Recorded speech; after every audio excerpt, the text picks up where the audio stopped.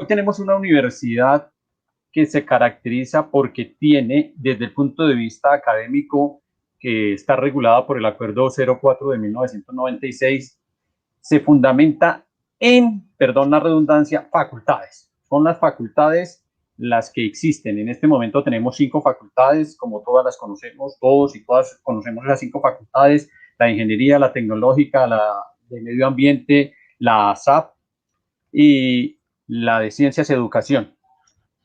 En cada facultad aparecen una línea de programas que se llaman aquí en esta universidad proyectos curriculares, y cada proyecto curricular tiene su coordinación. Eso desarrolla la actividad que se llama de formación y docencia, o es decir, la actividad que da titulaciones a los estudiantes. Hay otras dos actividades que se desarrollan, que son la investigación, que se ha desarrollado y potenciado en la Universidad Distrital en virtud más que de la estructura de la universidad, más que por eso, por un decreto que es el decreto 1279, que nos ha forzado, nos ha obligado a los docentes a investigar y a hacer producciones académicas, así se les llama en el argot de la investigación, producciones que van a dar puntos, y eso es lo que ha hecho que la investigación se desarrolle, y eso se hace a través de una unidad que se llama el CIDC, el Centro de Investigación y Desarrollo Científico de la Universidad, que nació también por allá en el siglo pasado, sobre 1999, pero que ya venía concebido en el 04 como proyectos de investigación.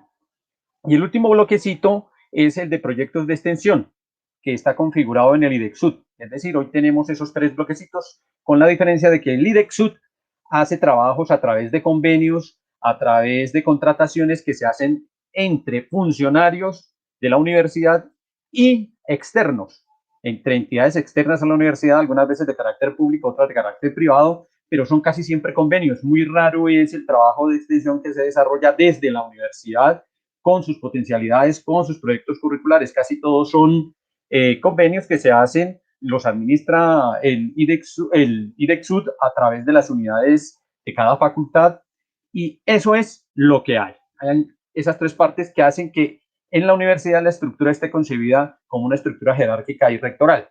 Está el Consejo Superior, máxima autoridad política; el Consejo Académico, máxima autoridad académica, a donde llegan los decanos, y además de los decanos, un estudiante, un profesor, el director del CIDC, el director del IDEXUD, el director de bienestar universitario, y pare de contar, es el consejo académico, y los demás llegan como invitados para que contribuyan al desarrollo de la universidad, como el jefe de planeación y algunos otros jefes específicos. Y luego vienen las facultades con su consejo de facultad, y debajo del consejo de facultad el decano, y después vienen las carreras o los proyectos curriculares con su consejo de proyecto curricular. Pues esa concepción, que es profesionalizante porque le da fuerza a las facultades, cambia, va a migrar a lo que se trata de visualizar aquí, que yo escasamente alcanzo a ver. Además, yo sufro de mala visión, no sé si política también, pero tenemos aquí unos colores que nos van a ayudar. Esos colores nos van a ayudar bastante. Hemos tipificado 3 bloques de unidades a partir de una concepción que no sé si ya el profesor José o el profesor Adrián ha formulado bien: la concepción de campos de conocimiento. Los campos de conocimiento, o los campos en general, es una teoría que emana desde algunos teóricos marxistas por allá en los años 70, y que pretende traer de la física el concepto de las contradicciones, y entender que hay contradicciones que son de corte antagónico y contradicciones que son de corte no antagónico, que pueden resolverse y dar una síntesis. Y pues son esa última teorización sobre la tensión que se genera entre 2 cargas que están en el espacio, la que se ha formulado aquí y que se trae. Y entonces hablamos de 3 tipos de campos. Los campos entonces tienen unos actores, tienen unas tensiones, y esas tensiones se resuelven en una unidad académica. En este caso, entonces, vamos a hablar del primer gran campo, que es el campo de formación, que es el que hoy desarrolla la universidad con más vehemencia, que es en el que da titulación a los estudiantes. Y entonces ahí el actor fundamental es el estudiante. En la facultad, que es la unidad en donde se va a desarrollar ese campo de formación, encontramos como el actor fundamental al estudiante. y como un actor de segundo orden, no de la misma importancia, al docente que va a llegar a interlocutar con los estudiantes para activar el debate dentro de ellos, para generar el debate en ellos, más que entrar a controvertir con ellos, hacer que controviertan los estudiantes entre sí en lo que llaman los ejercicios de aula o lo que llaman los ejercicios de docencia o como los quieran llamar, pero aquí los hemos denominado campos de formación por la tipificación que se hizo. Allí se encuentran los estudiantes.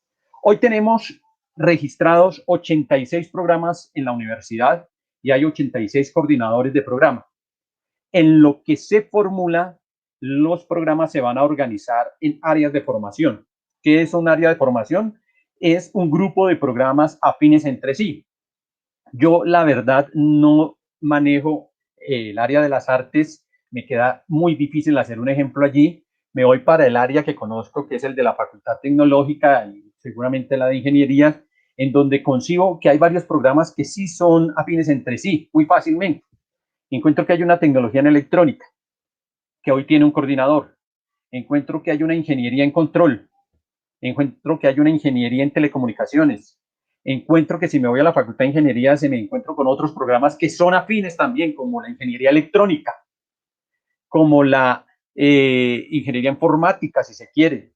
Y hay una serie de posgrados que también son afines. La especialización en telefonía móvil celular, la especialización en instrumentación electrónica. Y si sigo mirando para arriba, me encuentro con maestrías que también son afines. Todos esos programas van a ser alineados por afinidad y van a recibir un solo manejo directivo. 5, 6, 7 programas van a recibir un manejo directivo de una cosa que se va a llamar dirección de área de formación desde el punto de vista de la persona que lo ejecuta, pero desde el punto de vista orgánico de un consejo de área de formación. Y entonces van a existir 3, 4, 5, 6 consejos de formación o 6 áreas de formación que configuran una facultad. Es decir, que las afinidades conciben la facultad, conciben las áreas de formación. Y eso va a hacer que se integren varios programas que seguramente en este momento están en diversas facultades, que están recónditos en diversas facultades y se van a unificar para ir armando áreas de formación que son áreas afines de titulación. Tan solo que para unos serán técnicos o tecnólogos, para otros serán ingenieros, para otros serán especialistas, para otros serán magíster y para otros serán postdoctores, en donde el asunto es un poco más complicado, pero la filosofía se mantiene.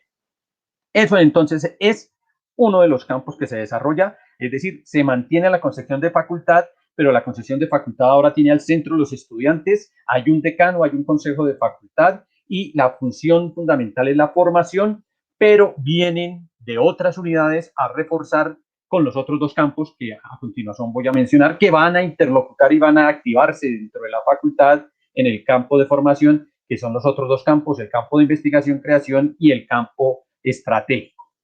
Hasta ahí vamos en un bloque. Ahora vamos al segundo bloquecito, que ese primer bloque que he mencionado es todo lo que está en un color magenta clarito, un color magenta clarito a mano izquierda. Pues a mi mano izquierda, no sé, yo creo que en ustedes también les queda mano izquierda, eso que está señalando el profe ahí. Eso es. Entonces tenemos ahí un primer bloquecito. Un segundo bloquecito, el que está en un color más oscuro, más ladrillo, pero no tan ladrillo, que está en la parte hasta al lado derecho de ese primer bloquecito. Y es lo que configura los campos o el campo de investigación-creación. Ese campo de investigación-creación tiene sus tensiones, pero los campos de conocimiento y saberes son los que lo regulan.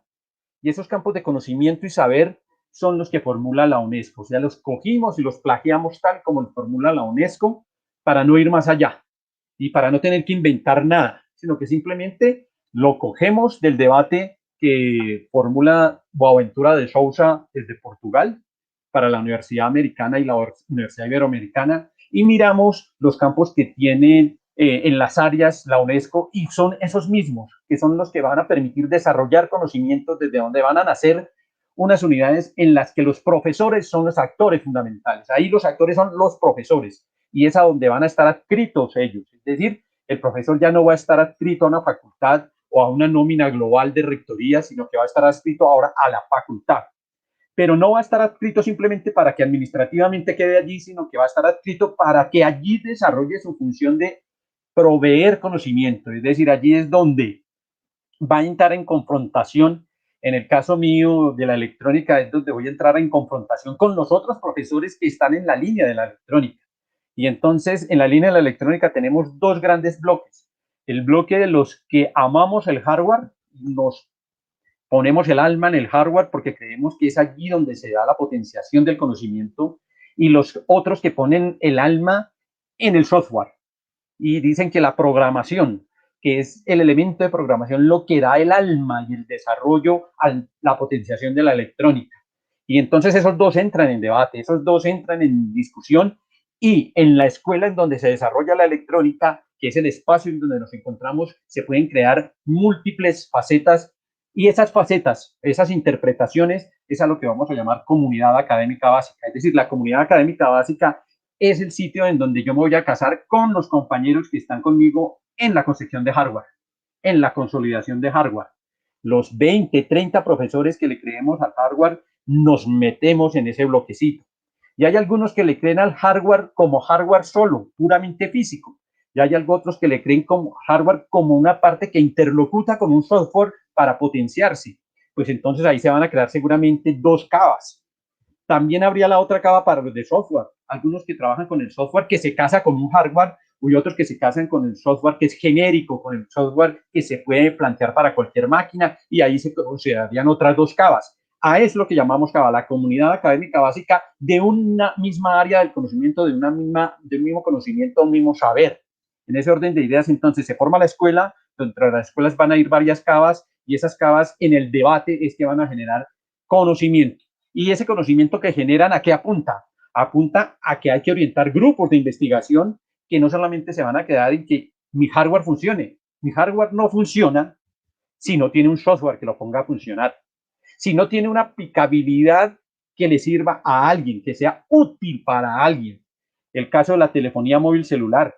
Los japoneses crearon la telefonía móvil celular en los años 70, pero no pudieron venderla, no pudieron salir al mercado con ella, sino hasta que los norteamericanos vieron la importancia de que eso se potenciara y de eso se desarrollara, y tuvieron que hacer unos trabajos conjuntos entre los que hacían el software del celular, los que diseñaban las antenas del celular, los que trabajaron los circuitos integrados y los circuitos impresos del celular, y logran hacer un equipo de trabajo inter y multidisciplinario. Pues eso es lo que va a ocurrir en las escuelas.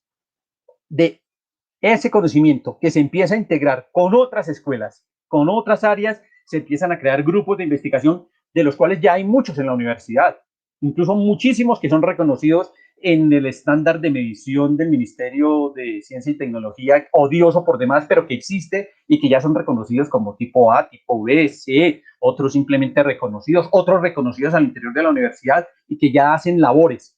En ese orden de ideas, esos grupos, cuando empiezan a hacer trabajos reales, empiezan a configurar una investigación que da origen a los institutos, que son los que empiezan a estar en un color ocre más oscuro al lado, al centro, a todo el centro de la diapositiva. Son los que están en todo el centro de la visual que tenemos de color ocre, que empiezan a dar vida a dos cosas: a los institutos, que es donde materializan el trabajo los grupos de investigación.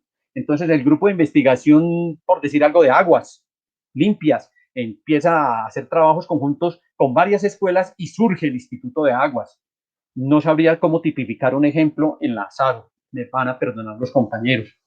Pero cuando eso lleva a que resuelve eso, un problema de la comunidad X, que logramos hacer que el problema de las aguas resuelva un problema de consumo energético en Ciudad Bolívar, pues ya no será un grupo de investigación, sino que es una investigación aplicada que lleva a que se resuelva un problema concreto. Entonces es un centro. Los centros llevan la proyección social, es decir, la universidad a la sociedad, y los institutos llevan la investigación de la universidad para que se materialice. Entonces, los institutos desarrollan investigación, los centros desarrollan proyección social, pero los dos nacen de las necesidades de las escuelas, del conocimiento que generan las escuelas. Y los institutos y los centros que están en la parte ocre que les dije, están asignados por un tercer campo, el campo estratégico. ¿Cuál es el campo estratégico? El campo estratégico es el que nace de los planes de desarrollo, es el que nace de los grupos de investigación, es el que nace de entrelazar la universidad con la sociedad. Entonces, seguramente, si un alcalde X o Y tiene un plan de desarrollo en tales áreas y la universidad en ese momento ha establecido otras áreas de desarrollo, hay algunas que se entrecruzan por la actividad investigativa y de proyección social que hace la universidad, pues esas se entrecruzan y se llevan la universidad a la ciudad-región. Esos son los centros. Los centros son los que van a hacer ese tipo de actividades. Yo con eso resumo lo que tiene que ver con la parte académica. Son las 3 unidades que académicamente se van a formar. Las facultades que ya existen, las escuelas que nacen y se fortalecen y desarrollan, y las últimas 2, los centros y los institutos. Hablaría ahora de la parte administrativa, pero primero hacemos aquí un stop. Sí, hagamos un stop porque quisiera, en mi experiencia reciente, hacer como una síntesis. Me dicen que puedo hacer zoom, no sé hacer zoom al link o bueno, al PowerPoint. Pero bueno, voy a hacer una síntesis y me corrige, Jairo, ¿listo? Entonces, tenemos que, posiblemente, si todo sale bien, la nueva estructura universitaria va a implicar 3 grandes componentes, que son campos. Esta noción de campo, entonces, como dice Jairo, viene una noción planteada en los 70 por un pensamiento marxista que implica digamos, unos territorios, ¿correcto? Entonces, el campo que tenemos acá, del color más clarito, es el campo de formación-docencia, donde van a estar las facultades. El centro de la facultad es el estudiante. Y los procesos salen justamente del encuentro del docente con el estudiante a partir también de lo que el estudiante propone. En términos de estructura, las facultades... Ay, perdón.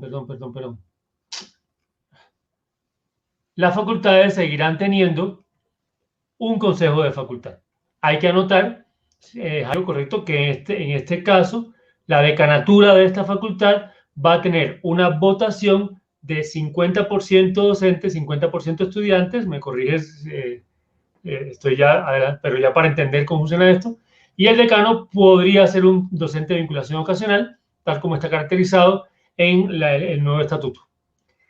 En este lugar, en la facultad, entonces, el protagonista es el estudiante y tiene, no obstante, unos espacios, también unas instancias, ¿correcto? Que ahí están planteadas y que implican dentro de ese campo Vicerrectoría de Formación, Dirección de Admisiones, Registro y Control Académico, Dirección de Currículo, los planes TICS, Dirección y Evaluación de Acreditación. Esos son unos campos, unos componentes que después hay que ver. Un segundo campo es el campo de conocimiento-saber, que tiene como plataforma la escuela, que ahí el protagonista entonces sí son, o los protagonistas son los docentes, y que tiene una de sus formas de funcionamiento a través de las CABAs, comunidades académicas básicas. En las escuelas entonces se configuran incluso posibles líneas de trabajo de conocimiento o comunidades por enlace, a partir de intereses que podrían ser, digamos, particulares de docentes o de ciertos grupos incluso que pueden ser de investigación. Entonces, por ejemplo, pongo el ejemplo en el caso de artes. Lo que estamos intentando es que las áreas de formación, como bien dijo Jairo al comienzo, tengan una suerte de unificación, ¿correcto? Tengan más transversalidad y le estamos apostando a algo que el estatuto exige, que es la interdisciplinariedad.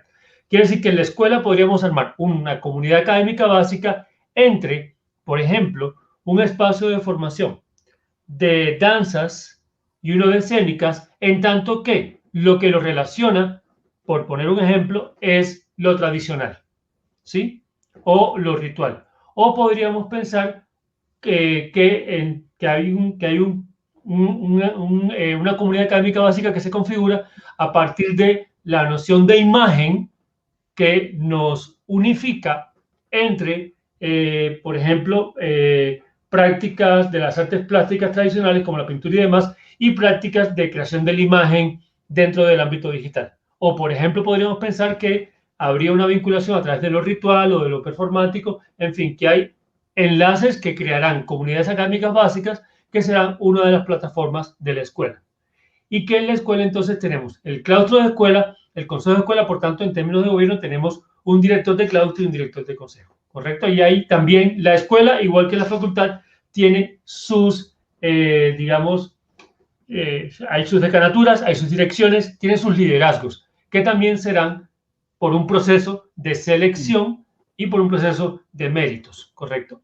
De competencias, digamos. Y lo que aparece acá en ese segundo crema un poquito más, no tan claro como el de la facultad, sino el de la escuela, como hacia abajo, son los espacios de la escuela.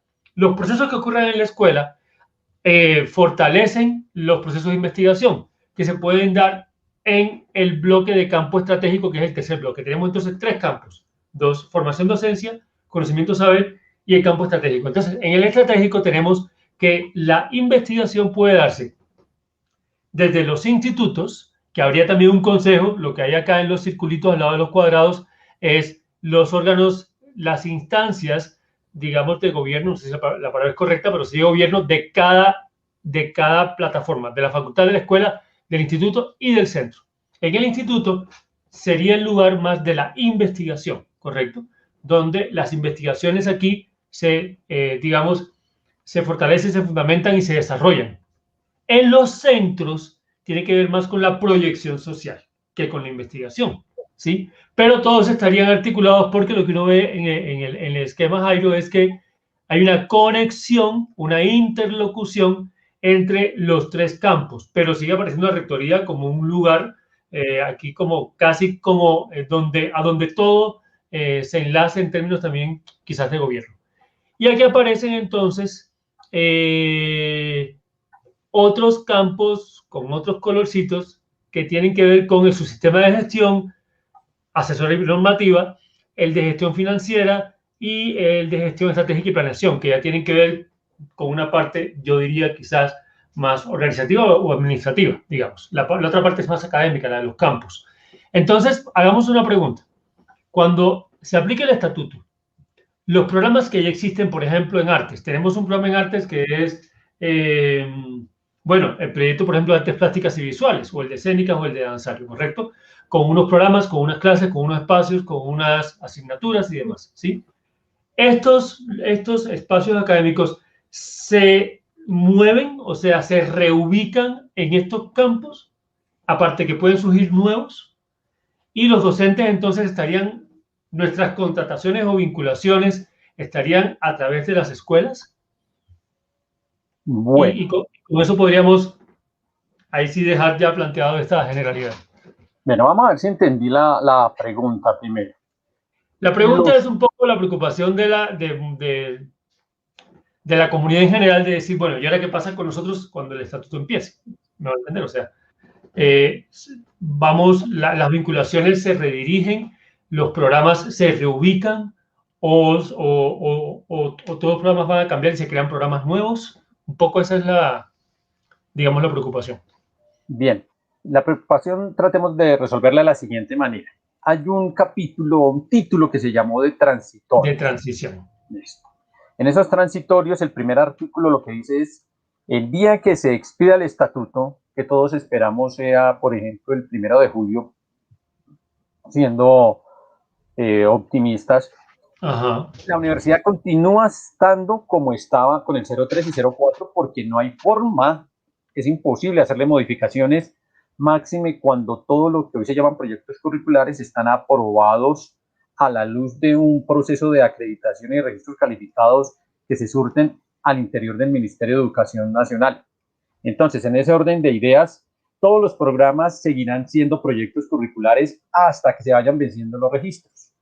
Cuando esos registros van venciendo, adoptarán el nombre de programa académico no sé, arte danzario, el nombre que corresponda. El programa académico irá pasando, pero eso no se hace ese día en que se expide el estatuto, sino a medida que se van venciendo los registros y hay que ir surtiendo los efectos pertinentes. Cuando se expide el estatuto, siguen existiendo las facultades tal y como están hoy. Siguen existiendo las 2 vicerrectorías que hoy tenemos. la administrativa y la vicerrectoría académica. Sigue existiendo el CIDC, sigue existiendo el IDEXUD, sigue existiendo todo tal y cual está. Pero empiezan una serie de labores. La primera de ellas es esa que ya está haciendo Adrián y que están haciendo ustedes hoy, y es la sensibilización y socialización frente al estatuto ya aprobado. Esa es la diferencia en el ejercicio que estamos haciendo hoy y el ejercicio que será cuando ya esté aprobado. Esa sensibilización y socialización ya debe contemplar un ejercicio en el que la gente vaya pensando cuáles serían esos tres campos de los que hemos hablado, cómo se materializan. Entonces, lo primero que tenemos que tener en cuenta es que los campos de formación seguramente no van a variar por ahora, seguirán siendo los mismos y por ende las facultades seguirán siendo los mismos y los programas por ahora seguirán siendo los mismos. Así que durante 3 meses, en ese proceso de sensibilización, vamos a pensar en qué se va a hacer. Luego se van a hacer una serie de asambleas por comunidad académica. Primero, unas asambleas de estudiantes, unas asambleas de profesores, unas asambleas de trabajadores. Cada cual va a discutir sobre los temas específicos. En el caso de los profesores vamos a discutir sobre cuáles serían las áreas de formación que quedan en la facultad y si son las facultades que hay hoy las que van a quedar. Discuten sobre si esas son las áreas de formación y esas son las facultades, entonces cuál es el campo de formación que está allí.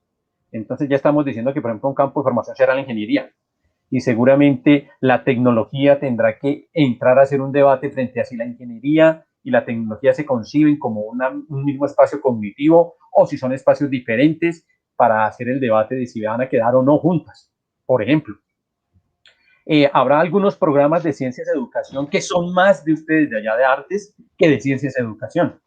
Y habrá que mirar si se deben alinear. Pero ese debate viene después de los 3 meses de socialización, es decir, en el debate que se va a hacer entre profesores por su lado, estudiantes por su lado y trabajadores por su lado. Entonces, los profesores para hacer ese debate se van a organizar por áreas de saber, es decir, se van a reunir todos los profesores de matemáticas, todos los profesores de biología, todos los profesores de química, todos los profesores de arte, es decir, por bloques de profesores para tener una primera visual y después se van haciendo intercambio entre ellos para ir armando como cuál sería el también general. Para todo eso se va a dar un mes, pero si las asambleas se alargan, pues se alargan. Y lo otro que tendrán que discutir los profesores es su estatuto docente.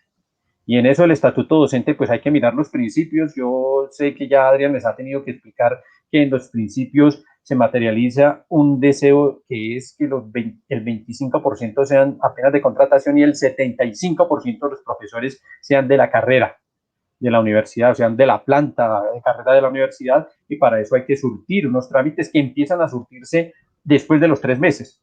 Es decir, a raíz de allí, el rector tendrá que presentar una propuesta de crecimiento de la planta que debe tener muchos aspectos, entre otros. Uno, la relación que hoy hay de profesores de carrera versus a la que hay de estudiantes. Hoy tenemos 44 estudiantes por cada profesor de carrera. Y los procesos de acreditación, que son odiosos, pero cuando los indicadores sirven hay que cogerlos, dicen que debe ser de 15. Y como máximo de 18 estudiantes por profesor de carrera.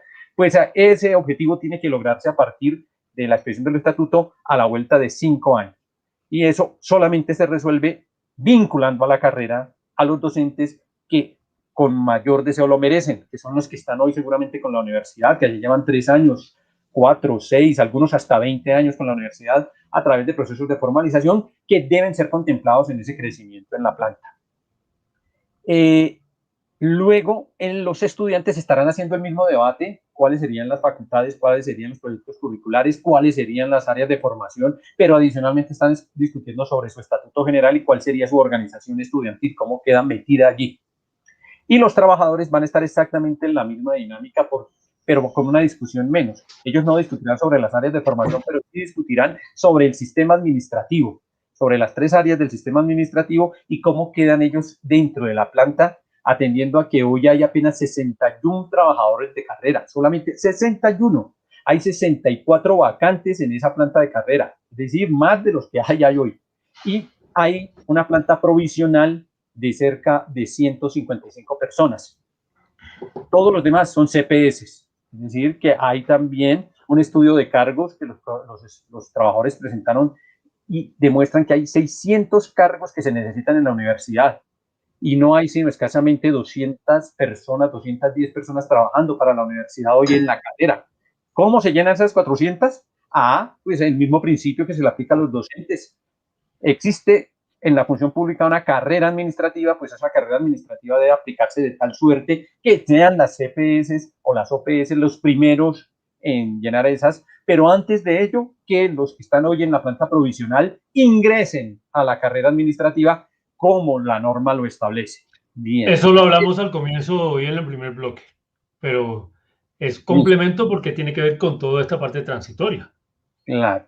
Ese es el tránsito. Okay. Entonces, una vez hayamos teorizado sobre eso, se tengan elementos sobre eso, la asamblea universitaria debe ser convocada para recoger esos trabajos y empezar a desarrollarlos ahora sí de manera gradual, sistemática, pero efectivamente en ningún caso va a ocurrir que al otro día ya queda, no. Hay un proceso de 5 años, que incluso puede ser más largo. Más o menos decimos en el cronograma, porque ese es un cronograma, el de transitorios, que al segundo o tercer año se crearían las nuevas vicerrectorías. Cuando se vayan creando las escuelas, que será entre el mes tercero y el tercer año, las escuelas van asumiendo la planta de profesores, pero antes la planta de profesores sigue estando a cargo de la rectoría. Hoy la planta depende de la rectoría, pero está distribuida por facultades, pero depende de la rectoría. Seguirá dependiendo de la rectoría. Cuando las escuelas se conformen, hasta tanto se conforme una escuela, por ejemplo, se conformó la escuela de ustedes, de arte danzario, no sé, no especulando, y se reunieron allí 15 profesores, esos 15 profesores ya salen de esa nómina de allá, que manejan las facultades, que manejan esos proyectos y trae a una escuela, ya en la escuela se puede hacer cargo de esos docentes.